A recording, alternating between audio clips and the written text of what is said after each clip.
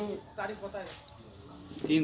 हाँ, 3 को खानपुर थाना में थाना प्रभारी के अध्यक्षता में शांति समिति की बैठक हुई, जिसमें सभी सरपंच, सभी राजनीतिक दल के अध्यक्ष, सरपंच, वार्ड सदस्य, पंच उपस्थित हैं। और खानपुर क्षेत्र के मुखिया ने है। हाँ, मुखिया का नाम है हाँ,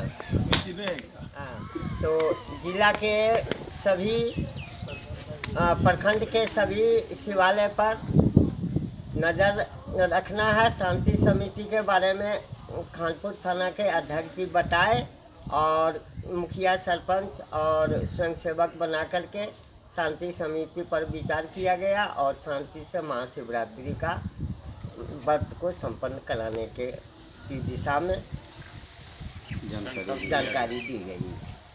सभा का मीटिंग में आप लोगों को सहयोग मिला, इसके लिए मैं आभारी हूं। इस सभा को अभी समाप्त करता हूं।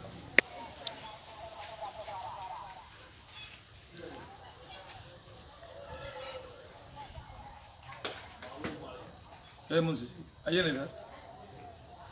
मुंशी जी आइए ना। इंग्लिश के करा के ये आना बाना कुछ से कुछ बोले